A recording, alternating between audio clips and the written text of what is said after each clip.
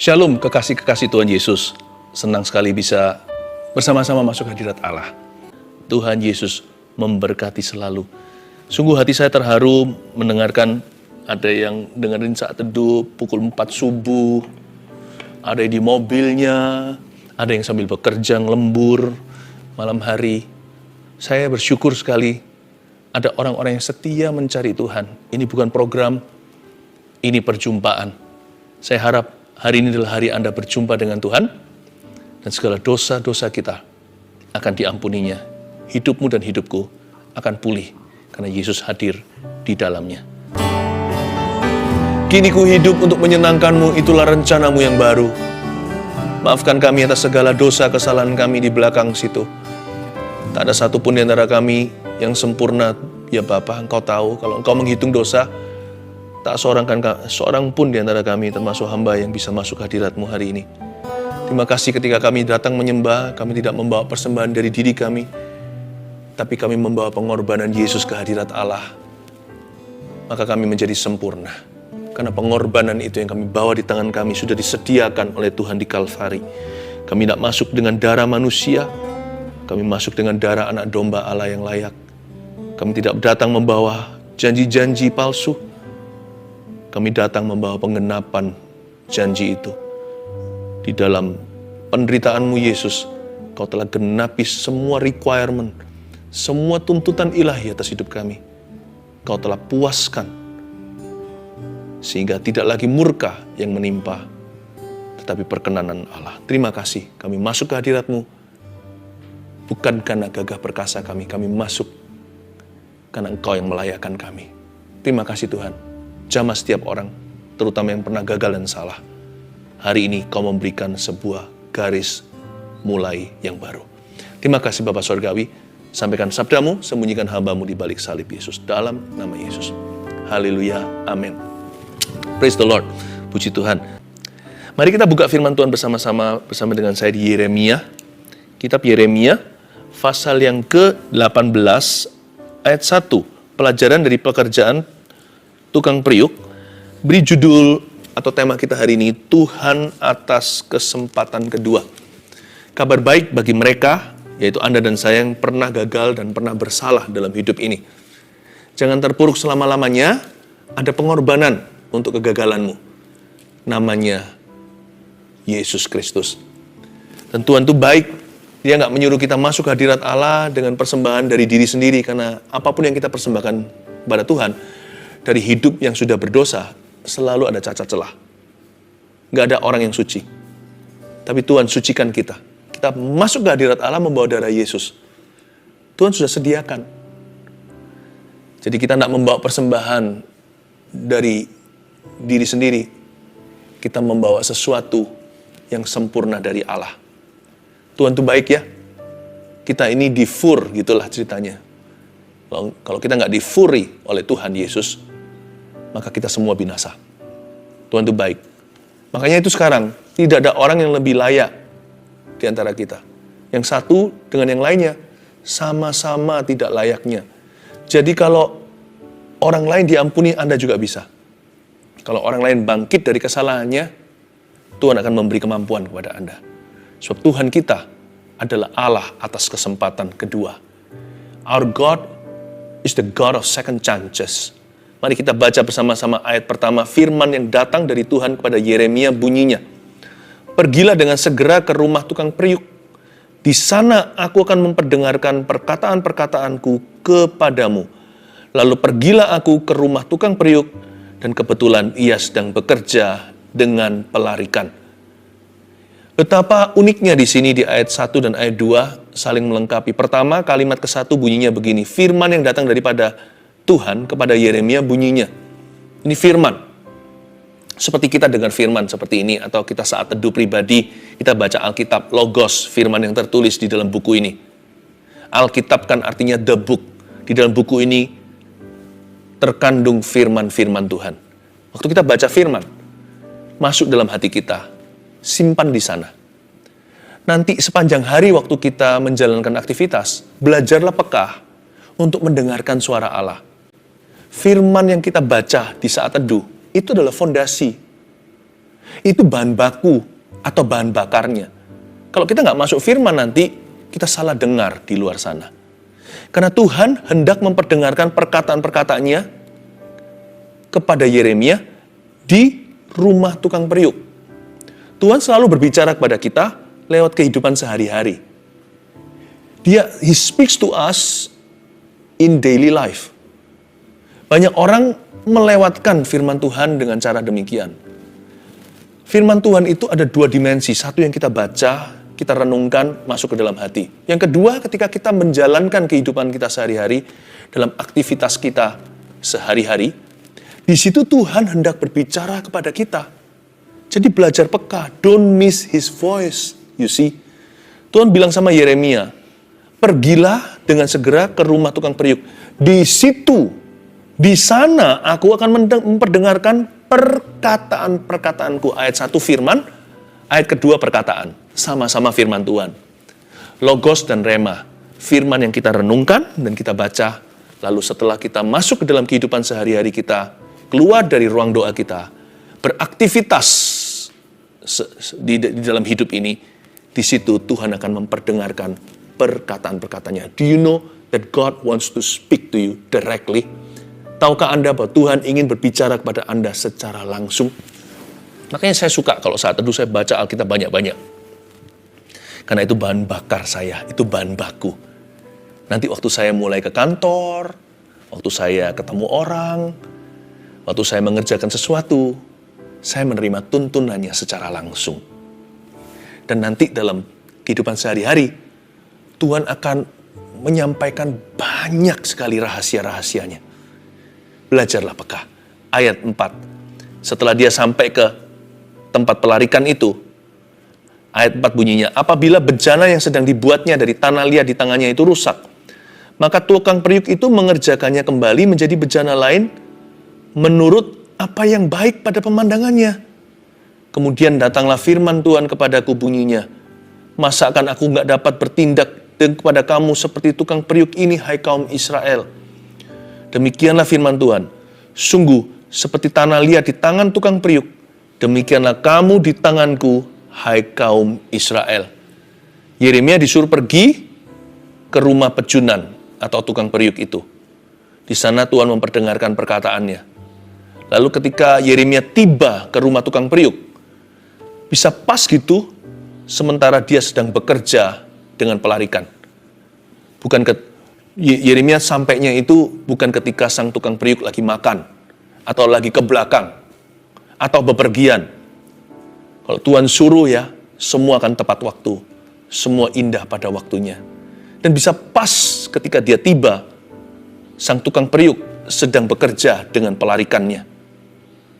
Saya jadi ingat ketika Filipus di Perjanjian Baru, di Kisah Para Rasul, ketika dia sampai ke kereta Sida-Sida, dia sedang baca Yesaya. Tuhan itu maestronya mengatur timing-timing kita. Waktu kita sampai di tempat itu, bisa pas ketemu dengan orang yang memang Tuhan utus dalam kehidupan kita. Atau kita diutus dalam kehidupannya. Makanya itu Tuhan nggak hanya bersuara, harapkan tuntunannya. Dan ini semua konteksnya ketika Israel murtad loh ya. Yeremia diutus untuk menerima firman untuk mereka. Jadi sekalipun kalau kita jauh dari Tuhan, bukan berarti Tuhan berhenti berbicara. Carilah suaranya. Belajar untuk peka lihat kesehari-harian kita. Ada orang tertentu ingin berdosa. Ketika dia lewat jalan, tiba-tiba ketemu teman gereja. Itu Tuhan bicara. Jangan meninggalkan aku lebih jauh. Kalau di luar negeri dulu, saya lagi down ya, waktu saya sekolah di luar. Gereja-gereja di sana itu depannya suka dikasih semacam promo begitu. Ada tulisan ayat atau pesan khusus dari gembalanya. Hari Minggu jangan lupa ibadah. Ya. Lalu ketika saya nyetir mobil saya, lewati gereja gitu aja. Kok bisa setiap kali saya lewati tempat itu, selalu pesan itu tepat untuk aku. Ayatnya bisa jadi ayat emas hari itu. Atau bisa sebuah pesan kata-kata hikmat yang sangat mengena ke saya. Tuhan bisa bicara lewat tulisan di jalanan. Tuhan bisa bicara lewat kebetulan. Yang pasti itu juga adalah suatu wujud firman dalam kehidupanmu. Allah tidak berhenti berkata-kata dalam kehidupan manusia, karena Allah mencintai mereka. Tinggal kita aja loh, mau buka telinga nggak, dengar nggak? Jikalau hari ini Tuhan berbicara kepadamu, jangan keraskan hatimu. Barang siapa bertelinga, hendaklah ia mendengarkan apa yang Roh Kudus hendak katakan kepadanya. Tapi dengar itu juga harus ada fondasinya. Nanti kalau enggak, kita dengar-dengaran yang ngawur. Nanti kita merasa itu Tuhan, padahal bukan. Makanya itu, ayat ke-1 jangan lupa, firman yang datang dari Tuhan pada Yeremia bunyinya selalu dilandasi dengan fondasi apa yang tertulis di dalam Alkitab. Jangan modal kita itu hanyalah peka. Harus ada disiplin rohani yang tinggi. Tiap hari masuk hadirat Allah, baca beberapa pasal. Kembangkan pengetahuan yang benar akan Tuhan. Nanti kan kita akan semakin mengenal Dia. Jangan-jangan nanti kita sok kenal. Kalau kita nggak punya fondasi logos atau firman tertulis, nanti tersesat dalam pikiran dan perasaan kita dan kita kira itu Tuhan. Tapi banyak orang hanya logos doang. Maunya hanya baca yang di buku. Dia kira Tuhan itu dipenjara di dalam buku ini.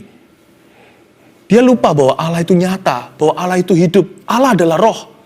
Di mana ada roh Allah, di situ ada kemerdekaan. Tuhan bebas untuk berbicara kepada kita dengan beribu-ribu cara.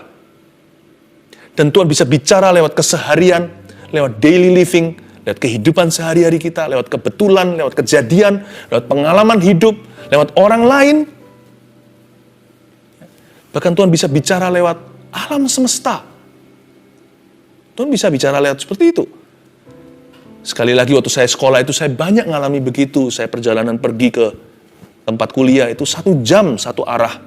2 jam PP, saudara.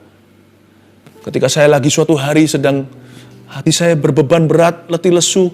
Lalu saya mendengarkan lagu. Bagai Raja Wali melintasi gunung tinggi. Bagai Raja Wali melintasi pada hidup. Dibawa ke bak sayapmu, kau bawaku terbang tinggi. Melintasi langit biru, bagaikan Raja Wali. Tiba-tiba di depan saya situ di langit biru. Saya waktu itu berada di Vancouver, Kanada, sedang sekolah. Saya melihat ada Raja Wali, bald eagle. Terbang sungguhan, bukan penglihatan. Terbang pas lagu itu nyanyi. Ya mungkin serba kebetulan. Tapi saya yakin Tuhan hendak berbicara kepada saya lewat alam semesta. Philip Mantova, jangan down ya. Bagai Raja Wali kau akan terbang tinggi. Kau akan berjalan tanpa letih lesu. Kau akan berlari. Dan kau akan berlari dan semakin lama semakin kuat. Kalau engkau menaruh harapmu padaku. You see, pergilah ke tempat tukang periuk itu. Di situ aku akan menyampaikan perkataan-perkataanku. Akhir-akhir ini Tuhan bicara apa sama Anda? Selama ini kita tutup telinga, kita anggap, kita tepis aja, itu kebetulan. Itu hanya pikiran gua doang. Itu hanya pikiran saya. Asal kita punya firman yang tertulis dalam hati. Belajarlah berpetualangan dengan Tuhan. Tidak mengada-ngada, tidak ngeroh juga. Tapi waktu kita di luar sana, belajar melihat tanda-tanda dari Allah. Dan tanda-tanda itu selalu menuntun kita kembali kepada jalannya yang benar. Kalau kita sudah jalan di dalam jalannya yang benar, tanda-tanda itu akan membuat kita semakin sungguh-sungguh lagi berjalan di dalamnya. Apabila bejana yang sedang dibuatnya dari tanah liat di tangannya itu rusak, ayat 4. Maka tukang periuk itu mengerjakannya kembali menjadi bejana lain menurut apa yang baik pada pemandangannya. Tanah liat di tangannya itu rusak. Salah siapa? Salah si tukang periuk yang melambangkan Tuhan, atau salah si tanah liat yang melambangkan kita? Ya pasti salahnya kita. It's always our bad. Karena Tuhan kita nggak pernah gagal. Jadi tanah liat di tangan yang tangannya itu rusak. Ini melambangkan kegagalan kita. Kalau hari ini kita jatuh, jangan salahkan Tuhan. Kalau hari ini kita jauh dari Tuhan, jangan salahkan Tuhan. Kalau hari ini kita mengalami kekalahan, jangan salahkan Tuhan. Tanah liat itu di tangannya fine-fine saja. Tapi dia rusak di tangan Sang Maha Kuasa. Bukan Sang Maha Kuasa yang gagal untuk membentuknya. Saya percaya unsur kegagalan itu pada you and me. Kau dan aku. Karena Allah kita tidak pernah gagal. Tanah liat di tangan sang tukang periuk itu rusak. Itu menunjukkan bahwa sang tanah liat itu tidak kooperatif. Tidak bekerja sama. Waktu saya kecil, saya paling jengkel kalau main sama Play-Doh, itu apa yang disebut malam. Kalau dia sudah jadi kering, kena udara, lalu dia jadi keras. Sebelumnya saya bisa bentuk dia jadi orang-orangan, jadi kue, jadi roti, atau jadi apapun bentuk sesuai dengan creativity. Tapi kalau dia sudah mengeras, di tangan saya, anak kecil yang suka bermain itu, dan saya cukup kreatif loh, saya nggak bisa buat dia jadi apa-apa, kecuali jadi bongkahan saja. Yang salah bukan tangan saya, malam itu telah mengeras. Play-Doh itu sudah mengering. Makanya hati-hati kalau hatimu kering. Cepat masuk hadirat Allah. Cepat disiram firman. Kalau enggak, kering itu pangkal keras. Kalau sekali sudah keras, tanah liat tersebut tidak bisa dibentuk oleh sang pejunan. Apabila bejana yang dibuatnya dari tanah liat di tangannya itu rusak, bukan salah Tuhan. Karena Tuhan tidak pernah gagal. Seringkali kita tidak kooperatif dengan Tuhan Yesus. Seringkali kita terlalu banyak membantah dan membangkang kepada Sang Pencipta kita. Kita sok tahu. Seringkali tanpa kita sadari hati ini sombong sekali. Kegagalan itu selalu di pihak kita. Selalu dimulai dengan hati yang tidak kooperatif dengan Roh Kudus atau yang menolak untuk bekerja sama. Tapi ini kabar baiknya. Maka tukang periuk itu mengerjakannya kembali. Oh, we have a God who never gives up on us. Kita punya Tuhan yang tidak pernah menyerah atas hidup kita. Kita punya Allah yang tidak pernah menyerahkan kita kepada maut. Atau menyerahkan kita kepada si jahat. Inilah kabar baiknya. He will never abandon you and me. Dia tidak akan pernah menolak Anda dan saya. Semerah apapun dosamu, seperti kirmisi, akan sanggup Tuhan sucikan menjadi lebih putih dari salju. Allah kita selalu ready to forgive, selalu siap untuk mengampuni. Saya sebut Tuhan itu the sovereignly good God. Dikatakan di sini, maka tukang periuk itu mengerjakannya kembali menurut menjadi bejana lain, menurut apa yang baik pada pemandangannya. Tuhan itu daulat. Terserah dia, kita mau jadi apa. Tetapi dalam kedaulatannya, Tuhan tetap baik. Saya selalu menyebut Tuhan itu begini, He's my sovereignly good God. Dia Allah yang daulat, iya. Tapi dia baik lebih dulu. Dia Allah yang daulat, iya. Tapi dia baik, dia tetap baik setelah kedaulatannya. Saya tidak perlu menaruh rasa curiga. Allahku adalah Allah yang baik. Tuhan Yesus adalah Tuhan yang baik. Jadi tukang periuk itu mengerjakan kembali menjadi bejana lain menurut apa yang baik, bukan apa yang jahat pada pemandangannya. Kalau Anda sudah jauh dari Tuhan, kembalilah. Jangan lari lagi. God is still good. Tuhan masih baik. Kalau Anda merasa dia sudah murka, sudah marah, dia menolak Anda, dia sudah benci sama dirimu, itu setan yang beritahu. Sebab Tuhan tidak begitu.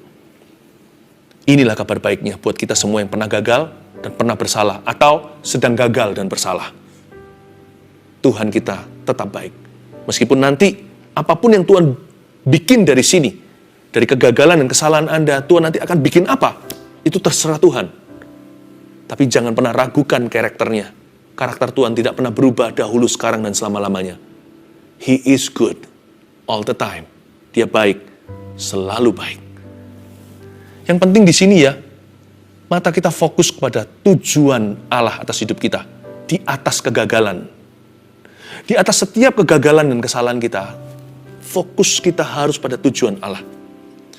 Kalau saya jadi tukang tanah liat itu, kalau tanah liat itu punya suara, kalau tanah liat itu punya pikiran, dia akan berpikir begini, ya sudah deh, aku udah gagal kok. Sebelumnya aku keras dan kering. Sekarang aku berserah ke tangan Sang Pencipta. Biar Sang Pejunan itu membentuk aku menurut apa yang baik pada pemandangannya. Kegagalanku disesali, selama-lamanya juga percuma. Saya pelototin terus kesalahan saya, emangnya bisa buat apa? Lebih baik saya serahkan ke tangan Tuhan. Aku tanggung segala konsekuensinya. Menurut apa yang baik pada pemandanganmu Tuhan, aku mau kembali lagi mengejar tujuan ilahi dalam hidupku. Aku pernah salah, ya sudah, nasi sudah jadi bubur, mau diapain lagi? Tapi sekarang aku memutuskan untuk kembali kepada Tuhan. Tuhan memberiku kesempatan kedua. Karena Tuhan gak mungkin bunuh saya. Allah itu baik. Tuhan tidak akan berbuat jahat kepada Anda dan saya. Pilihan Tuhan hanya satu, memulihkanmu. Itu yang Tuhan mau. Bukankah Tuhan sudah seal the deal di kayu salib di Kalvari? Tuhan sudah tutup perdebatan. Tuhan tidak ada pertukaran bayangan. Kalau saya datang kepada Tuhan, gak peduli sesalah apapun, pilihan Tuhan hanya satu saja, yaitu memulihkan saya. Meskipun saya mungkin masih perlu menanggung konsekuensinya. Yang penting mataku tertuju pada tujuan. Pokoknya Tuhan akan menjadikan aku bejana lain menurut apa yang baik pada pemandangannya. Itu satu hal yang kuyakini. Kalau aku harus mengalami sakit karena konsekuensi, bersama Yesus aku dapat menanggung segala perkara. Pulihkan saya Tuhan. Anda dan saya tidak punya pilihan. Kita harus jalan maju dan jalan ke arah Tuhan. Kemudian datanglah firman Tuhan kepadaku, bunyinya, masa akan aku tidak dapat bertindak kepada kamu seperti tukang periuk ini, hai kaum Israel? Demikian firman Tuhan. Sungguh seperti tanah liat di tangan tukang periuk, demikianlah kamu di tanganku, hai kaum Israel. Ayat 6, ini menjelaskan tentang kedaulatan Allah. Tuhan itu sanggup melakukan segala perkara. Dan Tuhan itu bisa berbuat apa saja. Karena Tuhan tidak berutang sama siapa-siapa. Jadi Tuhan berkata, masa aku nggak dapat? Itu menunjukkan kesanggupannya. Masa aku tidak dapat membuktikan kedaulatannya? Masa aku nggak bisa bertindak pada kamu seperti tukang periuk ini, hai kaum Israel? Sungguh seperti tanah liat di tangan tukang periuk. Kamu itu di tanganku. Kita semua itu orang baik maupun orang jahat, orang benar maupun orang salah, di tangan Tuhan. Karena itu yang harus paling ditakuti di hidup ini adalah Tuhan, bukan manusia. Bodohlah orang yang takut kepada sesamanya, tetapi tidak takut kepada penciptanya. Bodohlah orang yang takut kepada hidup ini, tetapi tidak takut kepada Dia yang memegang kunci kehidupan. You see, your life and my life, hidupmu dan hidupku ada di tangannya. Dia mau lepaskan, kita terlepas. Kalau Dia mau habiskan kita, kita habis. Bagi Tuhan hanya sepatah kata. Tapi ayat ini menunjukkan bahwa Dia maha kuasa. Masakah aku nggak bisa? Masakah aku tidak dapat bertindak kepada kamu seperti tukang periuk kepada tanah liat di tangannya? He can do whatever. Dia bisa lakukan segala sesuatu. Dia bisa lakukan apa saja. Bagi Tuhan, semuanya sah karena Tuhan tidak pernah hutang sama siapa-siapa. Therefore, maka itu, karena Tuhan adalah Allah yang baik, Dia bebas untuk mengampuni siapa saja. Dia bebas untuk mengampuni dosa apa saja. Karena Tuhan mati bagi setiap dosa, segala dosa, semua dosa. Jangan pernah datang ke hadirat Allah meragukan dan berkata, dosaku ini apa bisa diampuni? Menurut aku dosaku udah keterlaluan.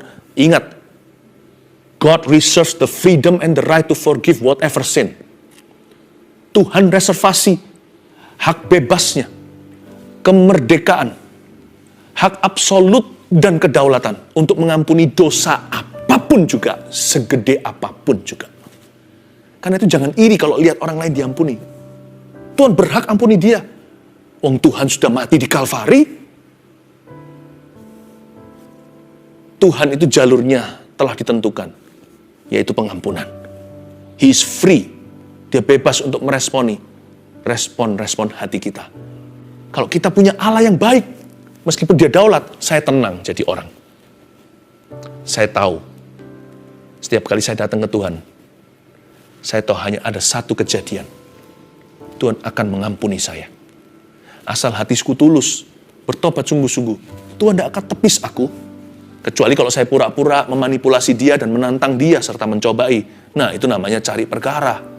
Itu namanya uji nyali. Tapi kalau hati saya hancur, jiwa saya patah remuk, di atas kedua lututku aku datang, gak mungkin Tuhan tolak. Tuhan hanya menunjukkan satu pilihan, menerima Anda. Sebab Allah kita adalah Allah yang baik.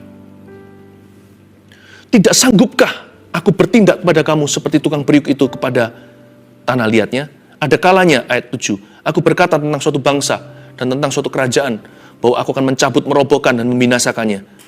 Tapi apabila bangsa yang terhadap siapa aku berkata demikian telah bertobat dari kejahatannya, maka menyesallah aku bahwa aku hendak menjatuhkan malapetaka yang kurancangkan itu terhadap mereka. Nah, ini dia. Respon pertama yang idealnya begini. Bertobat dari kejahatannya. Pertobatan yang sejati itu membawa yang namanya plan of mercy on God's side. Di sisi Tuhan, dia membawa rencana kasih karunia. Ya, pertobatan. Pertobatan itu luar biasa. Gak peduli Anda salah apa. Kalau Anda datang dengan rendah hati, Ahab pun raja jahat itu diampuni. Bayangkan, tapi dia jahat lagi. Nah, itulah masalah kebinasaannya. Tapi kalau kita datang pada Tuhan, bertobat dari kejahatan kita sungguh-sungguh, God has only one plan for you. Tuhan hanya punya satu rencana untukmu. Dia merancangkan rencana kasih karunia atas hidup Anda. Ayat 9, ada kalanya aku berkata tentang suatu bangsa dan tentang suatu kerajaan bahwa aku akan membangun dan menanam mereka. Tetapi apabila mereka melakukan apa yang jahat di depan mataku dan tidak mendengarkan suaraku, maka menyesallah aku bahwa aku hendak mendatangkan keberuntungan yang kujanjikan itu kepada mereka. Nah, respon yang berikutnya adalah respon yang salah. Rebellion atau lawan kata pertobatan, yakni pemberontakan. Kalau kita melakukan apa yang jahat di depan mata kita, sekalipun Tuhan sudah pernah memberi kita janji-janji indah, Tuhan hanya punya satu rencana untuk orang yang menguji nyalinya, melawan Tuhan dengan sengaja. Hanya satu, plan of judgment atau rancangan murka. Kita bisa pilih hari ini, kita mau mengalami rencana murka atau rencana kasih karunia. Sebab itu katakanlah kepada orang Yehuda ayat 11 dan kepada penduduk Yerusalem, beginilah firman Tuhan. Sesungguhnya aku ini sedang menyiapkan malapetaka terhadap kamu dan merancangkan rencana terhadap kamu. Baiklah kamu masing-masing bertobat dari tingkah lakumu yang jahat dan perbaikilah tingkah langkahmu dan perbuatanmu. Tetapi mereka berkata, tidak ada gunanya, sebab kami hendak berkelakuan mengikuti rencana kami sendiri, dan masing-masing hendak bertindak mengikuti kedegilan hatinya yang jahat. Mengikuti kedegilan hati yang jahat. Please saudara-saudara, jangan pernah keraskan hati.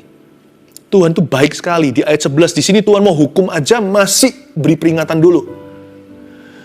Seperti orang mau foto gitu, kasih 1, 2, 3. Ini bukan hanya 1, 2, 3. Tuhan mau nunggu bertahun-tahun terus bicara lewat nabi. Tuhan ngomong begini, aku ini sedang menyiapkan malapetaka loh ya terhadap kamu. Merancangkan rencana terhadap kamu. Mau pukul aja kok aba-aba. Sebaik itu loh Tuhan kita. Ayo. Papa morotan loh ya sekarang. Cepat bertobat, cepat berbalik, perbaiki tingkah langkahmu. Luar biasa ya, dari situ kita tahu bahwa yang Tuhan inginkan bukanlah menghukum mereka. Yang Tuhan rindukan adalah pertobatan mereka. Ketika Tuhan ditantang, sebaliknya Tuhan bukan marah, dia memperingatkan, janganlah, jangan, percuma kamu menendang gala, seperti kakimu menendang tembok baja. Kamu sakit sendiri nanti melawan aku. Niatkan, urungkan niatmu. Maksud saya, urungkan niat Anda. Jangan lawan Tuhanmu terus-menerus. Bertobatlah, sebab dia siap mengampuni dan mengubah hidupmu. Baiklah kamu masing-masing bertobat dari tingkah langkahmu yang jahat. Perbaikilah tingkah langkahmu dan perbuatanmu. Saya kasih 3 poin sederhana peran kita dalam menerima kesempatan kedua ya. Peran kita hanyalah satu. Seperti di ayat 11 dikatakan, baiklah kamu masing-masing bertobat dari tingkah langkahmu yang jahat. 1, bertobat sungguh-sungguh dari kesalahan kita di kesempatan sebelumnya. Itu dia. Anda sadari apa salah Anda. Bertobatlah sungguh-sungguh dari kesalahan itu. Kalau kesempatan yang lalu sudah hangus, percayalah bagi orang yang bertobat, Tuhan memberikan kesempatan yang baru. Sebab hanya satu pilihan saja kan. Hidup ini hanya ke atas dan ke depan. Jangan lihat ke belakang. Yang di belakang sudah terjadi, apa boleh buat. Kalau kita datang pada Tuhan, Tuhan hanya buka satu jalan ke depan. Yaitu memulihkan. Bertobat sungguh-sungguh dari kesalahan kita di kesempatan sebelumnya. Kadang-kadang bukan dosa yang kita perlu tobati. Kadang-kadang kebodohan sendiri. Ada orang yang bisnisnya jatuh. Karena dia terlalu serakah, overekspansi. Anggaplah kejadian sebelumnya, kejatuhan bisnis Anda. Yang sangat menyakitkan itu adalah biaya kuliah. Cepat wisuda, cepat lulus. Evaluasi yang dulu. Jangan ulangi lagi kesalahan yang sama. Yang kedua, perbaikilah tingkah langkahmu dan perbuatanmu di ayat 11 kalimat terakhir. Artinya, belajar taat dan setia. Apapun konsekuensinya, di kesempatan kedua. Catat itu. Perbaiki tingkah lakumu. Jangan hanya bertobat dengan perkataannya. Jangan hanya dengan pengakuan. Iman tanpa perbuatan dalam hati. Perbaiki tingkah lakumu. Ini bukan jadi sempurna dalam sehari. Atau tiba-tiba berubah 180 derajat dalam semalam. Perbaiki tingkah lakumu itu sebuah prosesi. Yang penting maju. Jatuh bangun nggak apa-apa, tapi maju ke depan. Kalau jatuh bangun, berputar-putar di padang gurun, jatuh bangun melulu, jatuh terus, tidak pernah mau bangun-bangun lagi. Nah, itu yang Tuhan tidak kenan. Kalau sudah jatuh, mau diapain lagi? Cepat bangkit. Tuhan ampuni, jalani apapun konsekuensinya.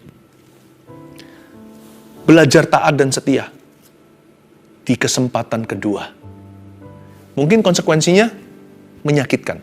Beberapa orang punya dosa atau kesalahan atau kebodohan. Itu menanggung suatu konsekuensi yang tidak bisa diputarbalikkan.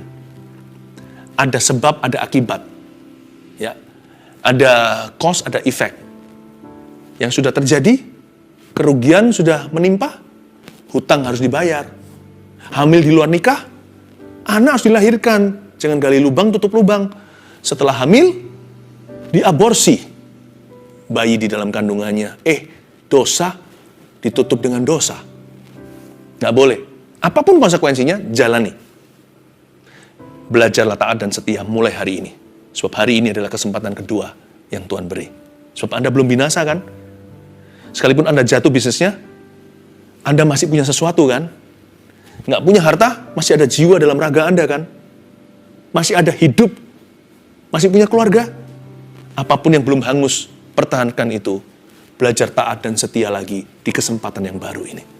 Yang terakhir, di ayat 12, tetapi mereka berkata, no use, useless, tidak ada gunanya. Sebab kami hendak berkelakuan mengikuti rencana kami sendiri dan masing-masing hendak bertindak mengikuti kedegilan hatinya yang jahat. Wah, orang Israel ini jahat ya, keras hatinya. Sudah diperingatkan masih ngomongnya begitu. Mereka berkata, tidak ada gunanya. Useless. Yang ketiga, lawan katanya, nikmati prosesnya bersama Tuhan Yesus dalam rencana Allah. Dikit demi sedikit, setiap sifat demi sifat. Nikmati prosesnya bersama dengan Tuhan Yesus. Jangan lari lagi dari hadirat Allah. Dan jangan bodoh lagi untuk kedua kali. Nikmati prosesnya dengan Tuhan Yesus. Jangan berkata, tidak ada gunanya. Tuhan, sekalipun menyakitkan, aku akan jalani jalan ini. Aku akan nikmati prosesnya dengan Tuhan Yesus. Asal aku tetap mengikuti rencana Allah.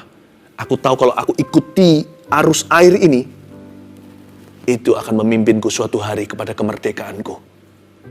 Aku tidak mau lagi ikuti huru hara, foya-foya. Aku tidak mau mengikuti jalan dosa. Aku mau mengikuti jalur ini. Sekalipun sekarang aku belum melihat kelegaan. Kalau aku terus berjalan dalam rencana Allah, aku tahu ini proses Tuhan. Suatu hari kelak, aku menoleh ke belakang dan berkata, haleluya, Tuhan sudah memberiku kesempatan kedua. 1, 2, 3, dengan ini saya selesai. Peran kita hanyalah 1, bertobat sungguh-sungguh dari kesalahan kita di kesempatan sebelumnya. 2, belajar taat dan setia, apapun konsekuensinya di kesempatan kedua.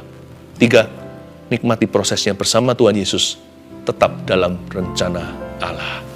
Sadarkah Anda dan saya bahwa 99% masalah di hidup ini adalah masalah dosa? Masalah fisik itu hanya 1%. Finansial keuangan rumah tangga itu hanya 1%. Yang memisahkan kita dengan Tuhan seringkali adalah dosa kita. Atau kebodohan, kedegilan hati yang kita ikuti sepanjang hari. Tuhan sayang Anda. Seperti film yang berjalan, saya melihat orang-orang dipulihkan Tuhan. Saya melihat Anda dipulihkan Tuhan. Satu rumah ke rumah berikutnya. Roh Kudus pulihkan. Banyak orang dalam air matanya menghampiri tata Allah. Tuhan sedang mengampuni dosa. Mengangkat sakit penyakit. Tuhan sedang memulihkan. Ada suami istri yang sedang rangkulan sekarang bilang sorry. Satu terhadap yang lainnya. Untuk memberi satu sama lainnya kesempatan kedua dalam pernikahan mereka.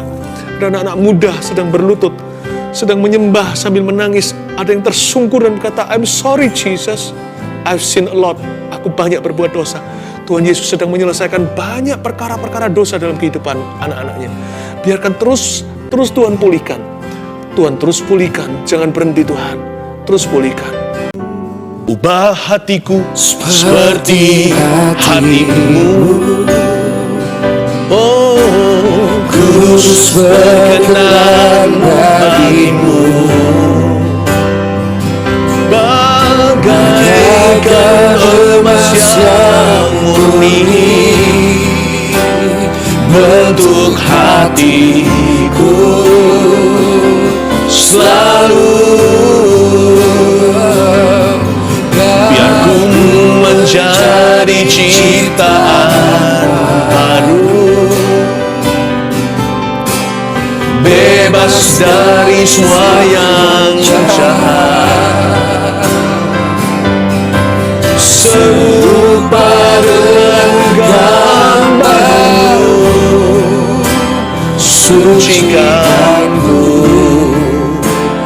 kuduskan hatiku. Lagi. Haleluya. Hatiku seperti hati. Saya rasakan Tuhan sedang melawat banyak orang dalam air matanya menghampiri tahta Tuhan. Teruskan saja.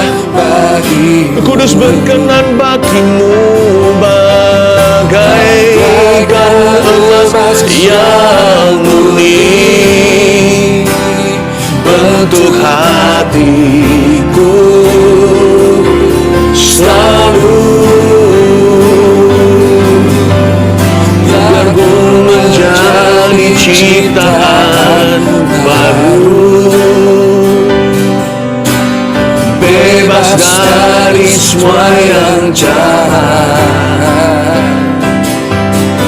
serupa dengan gambarmu, sucikanku, kuduskan hatiku Tuhan. Worship. Ubah hatiku Tuhan, ubah hatiku Tuhan. Hatiku seperti hatimu, kudus, kudus berkenan bagimu.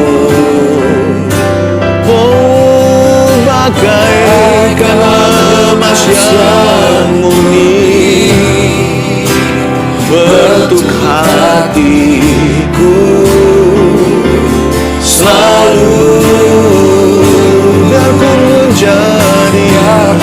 mencari ciptaan baru,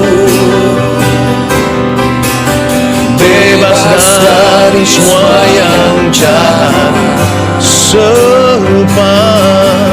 serupa dengan gambarmu, sucikanku, kuduskan hatiku Tuhan. Mari kita mengangkat tangan, terimalah berkat dari Allah Bapa, Putra dan Roh Kudus. Roh Kudus yang melawatmu, mengasihimu. Terima kasih Yesus untuk hari ini. Dalam nama Yesus. Haleluya. Amin.